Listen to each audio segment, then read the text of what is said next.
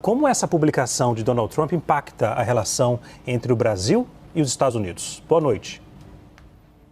Boa noite, Leandro. Essa declaração é a declaração que vem do presidente do país que é o farol das liberdades, né? Fica muito complicado para o Moraes dizer que está defendendo a democracia, quando justamente aqui os Estados Unidos estão no sentido totalmente oposto, né? Ou então eles vão ter que dizer que os Estados Unidos é uma organização ditatorial, uma organização criminosa. Se bem que na prática é isso que eles já estão fazendo, né? Quando você abre uma investigação contra mim, né, com a acusação de abolição violenta do Estado Democrático de Direito, argumentando que isso se dá devido às minhas relações com autoridades da Casa Branca e do Congresso dos Estados Unidos, você está decretando que os Estados Unidos é uma organização criminosa. E isso salta aos olhos quando você compara, por exemplo, o nosso vice-presidente, que foi à posse do novo presidente do Irã e se sentou ao lado de líderes do Hamas, do Hezbollah, da Jihad Islâmica, dos Houthis. Então, fica muito claro para a percepção até popular ver quem é que está defendendo o lado correto. E eu gostaria de ressaltar aqui o ponto final da mensagem de hoje mais cedo do presidente Donald Trump, onde ele não fala apenas sobre Jair Bolsonaro e seus familiares, mas sobre a perseguição que é feita a todos os seus apoiadores. Bem da verdade, Jair, para dizer quase nunca, raramente apareceu nas conversas, nas reuniões com as autoridades americanas. A nossa preocupação aqui sempre foi em fazer uma anistia ampla, geral e restrita para que a gente pudesse retomar o Brasil no rumo que nós queremos e não, né, permitindo que uma Suprema Corte liderada pelo Alexandre de Moraes, hipertrofiada, viesse a todo momento, né, interferir no Congresso, mesmo nas questões mais básicas, como a discussão de um imposto como o IOF. Então, o Congresso hoje ele é a antessala do STF, é o controle de constitucionalidade preventivo do STF. E é claro que a população quer permitir que os seus deputados e senadores eleitos exerçam a sua representatividade, até porque elas sabem que no STF elas não têm quem votar. O sistema não foi feito para isso. Então, o que a gente busca aqui com essas sanções ao Alexandre de Moraes é resgatar a democracia brasileira. Não dá para você dizer que você vive num regime democrático, onde nem mesmo os deputados têm a certeza de que aquilo que eles votaram e aprovaram, no dia seguinte, pode ser derrubado pelo STF. Ou mesmo do que um deputado falar ou fizer um vídeo, ele no outro dia pode estar 9 anos na cadeia, como Daniel Silveira. Isso daí, né, é muito mais, né, do que uma ditadura que a esquerda tanto criticou que o Brasil viveu nos anos 70 com o regime militar. Então eu espero que esse impacto da declaração do Trump venha a ser positivo nesse sentido e também surge uma alta expectativa para outras ações, né? É provável que nos próximos dias o Brasil possa sim experimentar, né, uma sanção contra o Alexandre de Moraes, que é o que eu busquei sempre aqui nos Estados Unidos, já que no Brasil não existem mais ferramentas para fazer, né, o Brasil voltar a ser uma democracia normal. Deputado Guilherme Boulos, como essa publicação de Donald Trump impacta a relação entre o Brasil e os Estados Unidos? Boa noite. Boa noite, Leandro. Olha, o Donald Trump é um conhecido bravateiro. Um dia ele faz taxa, no dia seguinte ele suspende a taxa. O que ele fala, e boa parte das decisões dele, já não se escreve muitas vezes, né? Agora, ele precisa entender que o Brasil não é quintal dos Estados Unidos. Aliás, não só ele. O Eduardo Bolsonaro também precisa, os bolsonaristas também precisam. Os Estados Unidos não é a última instância de recurso, nem para o Brasil, nem para nenhum outro lugar do mundo. Eles são um país. O país mais rico do mundo, os Estados Unidos não está acima juridicamente de qualquer outro país. É uma vergonha. Essa turma vive no tempo em que o embaixador dos Estados Unidos vinha aqui e planejava golpe militar com traidores da pátria, como fez em 64. Isso é vergonhoso, isso não vai ter impacto, não tenho a menor dúvida, nem no Supremo Tribunal Federal, nem no governo. Aliás, o presidente Lula deu uma declaração firme e altiva. Já foi o tempo que o Brasil falava fino com a Bolívia e grosso, falava grosso com a Bolívia e fino com os Estados Unidos. Não, nós temos soberania, o Brasil é dos brasileiros. E acho que o Eduardo precisa entender isso. O Eduardo vai para lá conspirar contra o próprio país. Né? É lamentável, um deputado eleito pelo mesmo estado que eu, pelo estado de São Paulo, vai lá para os Estados Unidos fazer conspiração e essa turma vem dizendo que é patriota. Diz que é patriota, mas bate continência para a bandeira dos Estados Unidos. Diz que é patriota, mas pede que o Donald Trump, do país mais poderoso do planeta, imponha sanções contra o seu próprio país. Isso é crime de lesa pátria, previsto na Constituição. Vocês, Eduardo, vocês são patriotas da Shopee. Vocês não são patriotas nem aqui, nem em lugar algum. Usam a bandeira em tempo de eleição, usam símbolos nacionais em tempo de eleição, mas trabalham e conspiram contra o país. Isso é uma coisa séria. E quem comete crime tem que responder por isso. Quando estava aqui no Brasil, no tempo que o pai dele governava, dizia que podia fechar o Supremo com um cabo e um soldado. Aí quando é intimado pelo Supremo num processo regular, foge para os Estados Unidos e diz que está sendo perseguido, diz que está sendo exilado. As coisas não podem funcionar dessa forma. O Brasil não é uma república das bananas, é um país sério, soberano. Okay. E quem é eleito representante do povo tem que saber respeitar a pátria e respeitar o povo brasileiro. É isso que está em jogo, que nem o Donald Trump soube e, lamentavelmente, nenhum congressista eleito pelo estado de São Paulo está sabendo fazer. Ok. Senhores, eu vou chamar também os nossos analistas que vão participar do nosso debate aqui. A Juliana Lopes tem uma pergunta para fazer. Juliana? Muito obrigada pela participação dos senhores. Vou começar pelo deputado Eduardo Bolsonaro, mas, deputado Boulos, fica a pergunta para os dois. Começando pelo deputado Eduardo, fica um questionamento agora que está sendo feito, inclusive, nas redes sociais, sobre se esse aceno do presidente americano pode ajudar ou atrapalhar no processo judicial, na ação judicial a qual o ex-presidente foi submetido. Qual é a visão dos senhores? E tem como piorar? Bolsonaro já está condenado, a imprensa fala abertamente nisso. Não tem qualquer conexão dele com nada, ele está dentro de um processo sem pé nem cabeça, onde o delator já mudou de opinião 11 vezes, onde o juiz participou de uma delação. Não tem que piorar. Eu estou aqui nos Estados Unidos porque a gente não tem mais opção, a gente não tem mais para quem recorrer. O Brasil está vivendo um conluio de poderosos e a população acordou para isso, tanto que eu estou aqui nos Estados Unidos e o meu número de seguidores nas redes sociais não para de aumentar. As pessoas enxergam na nossa atividade aqui a última esperança. Se você tirar os Estados Unidos da equação, o Brasil já está igual à Venezuela, né? É muito lamentável que a gente esteja chegando a esse ponto. Porque, por exemplo, vou pegar aqui a resposta do Boulos, né? Falou que eu disse que com cabe soldado, quando meu pai era presidente, primeiro que é fake news, né? Se ele fosse direita, talvez fosse indo para a cadeia agora ou debaixo de investigação. Porque a minha frase sobre um cabe soldado, ela foi anterior à eleição. Mas por que eu tenho que responder sobre isso e o Vadir Damus, do PT, não tem que responder quando ele fala que o Barroso está fazendo atrocidades e que o STF tem que ser fechado? Compreendem que não existe mais, né, uma moralidade, uma imparcialidade dentro das instituições brasileiras? E aí o Boulos ele vem falar isso aqui como se ele tivesse uma ficha limpa de credibilidade. Ele é o cara que absolveu os Janones da rachadinha. Falaram tanto da rachadinha, o Flávio Bolsonaro tem que colocar o Bolsonaro na forca por causa disso. Foi arquivado o caso. E quando chegou no Conselho de Ética, na hora dele mostrar que ele realmente trabalha pela causa, por princípio, ele mata no peito e absolve os Janones. Então, bravateiro são as pessoas que têm esse tipo de conduta. Tanto que o Boulos tomou um sabão essa semana agora de um popular que passava pela rua e colocou ele para engolir as palavras que ele falou com relação à IOF. O Lula já está no 3º mandato, falando a ladainha, prometendo o futuro de taxar os ricos. E nada disso sai do papel, porque esse é o governo dos banqueiros. Os banqueiros nunca tiveram tanto recorde de lucros como agora.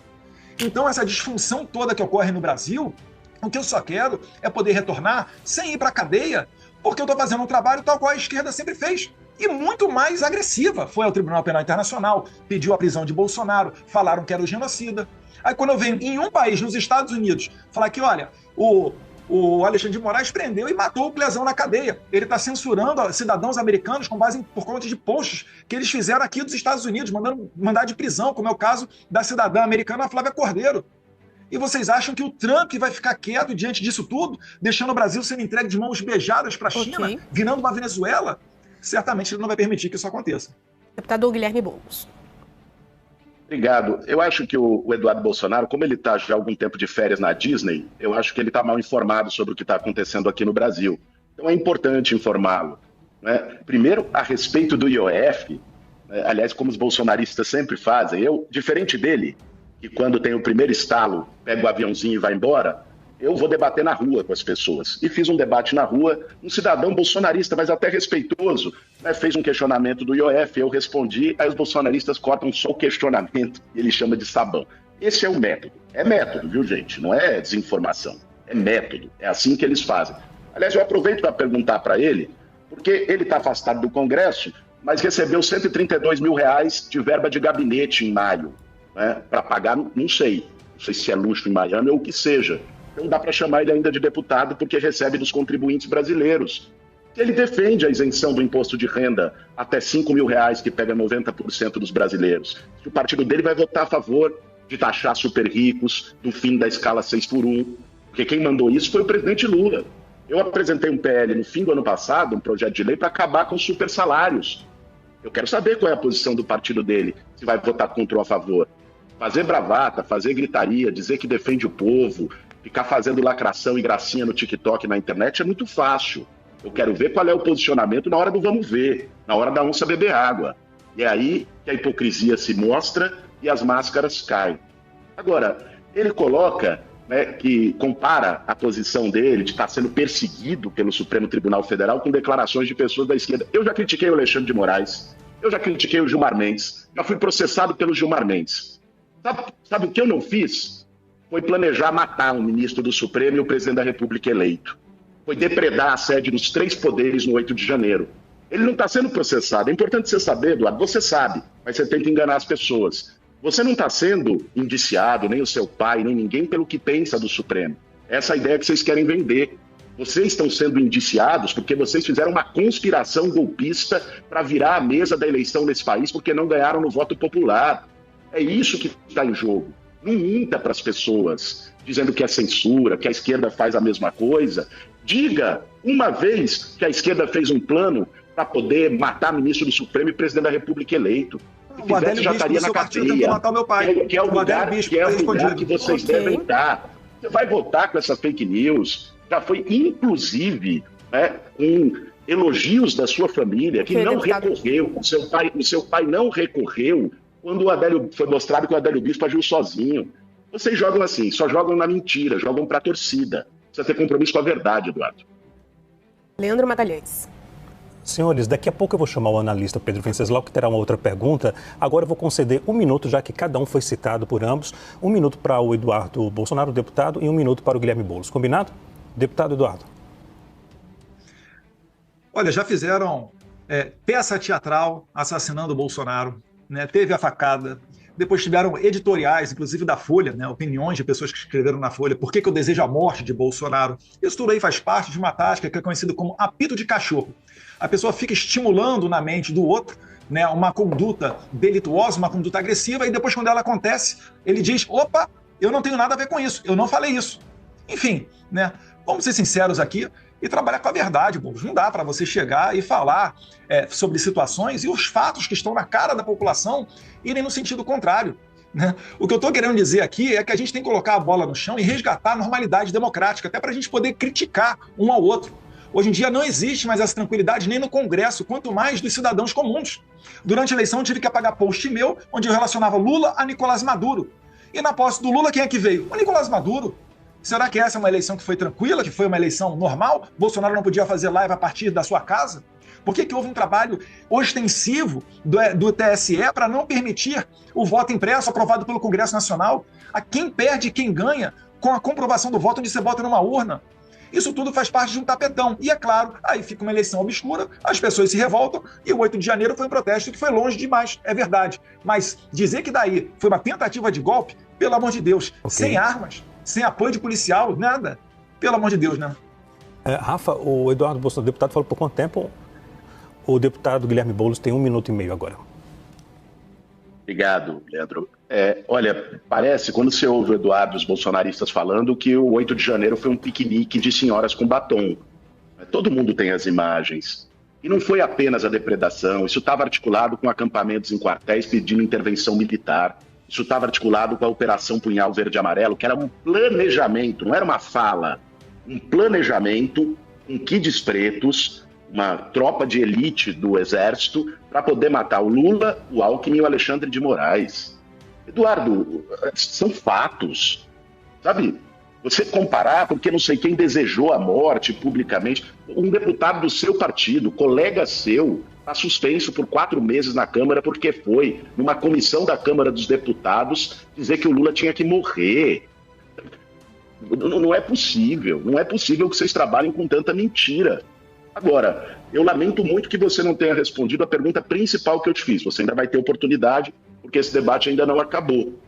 Você é a favor de zerar imposto de renda para quem ganha até R$5.000, que é a posição de 90% dos brasileiros, e compensar isso com taxação de lucros e dividendos que os Estados Unidos têm, viu? Talvez você deva saber.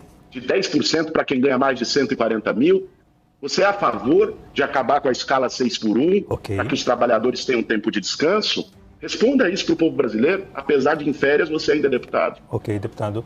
Vou chamar agora o nosso analista Pedro Venceslau. Pedro? Boa noite, deputados. Vou fazer a mesma pergunta para os dois, começando pelo deputado Guilherme Boulos. Eu queria saber se, na avaliação do senhor, essa declaração de Donald Trump de hoje se deve à articulação política de Eduardo Bolsonaro nos Estados Unidos e à influência que ele tem ou teria junto a Donald Trump e ao Partido Republicano. Pedro, eu acho que isso é ele quem tem que dizer, se ele vai ser réu confesso ou não. Porque alguém que conspira contra o seu próprio país, uma autoridade estrangeira, cai num crime previsto em Constituição que é de lesa pátria. É muito bem definido. Então precisa ver se o Eduardo Bolsonaro vai aqui, ao vivo, confessar o cometimento de mais um crime ou não. Isso, francamente, eu não participei de nenhum tipo de diálogo, nem para os Estados Unidos foi. Estou trabalhando em Brasília, exercendo meu mandato eleito pelo povo de São Paulo, então não tenho como dizer. Mas o que eu tenho como lhe dizer é que eu tenho a plena convicção de que isso não impacta em absolutamente nada nas instituições brasileiras. Já foi o tempo em que chegava um grito dos Estados Unidos e as pernas tremiam no Brasil. O Brasil é um país soberano. O presidente Lula, inclusive, ajudou a resgatar o papel internacional do Brasil, que estava fortemente abalado pelas patetices do Bolsonaro como presidente, né? O Brasil agora discutindo política grande no mundo, nova moeda internacional nos BRICS, discutindo a entrada no Conselho de Segurança da ONU, sendo um agente internacional respeitado. Então, o Donald Trump pode falar à vontade, né? Ele é presidente dos Estados Unidos, ele não é dono do mundo. A justiça brasileira tem que agir e quem define os rumos do Brasil não é o Donald Trump, o Partido Republicano ou qualquer um que queira conspirar nos Estados Unidos contra o seu próprio país. Quem define o destino do Brasil é o povo brasileiro. E assim vai continuar sendo, sem qualquer fantoche ou lacaio de imperialismo querer se impor sobre o nosso país. Ok. Deputado Eduardo, o senhor acredita que essa declaração de Donald Trump pode ter ocorrido também graças à sua articulação política nos Estados Unidos?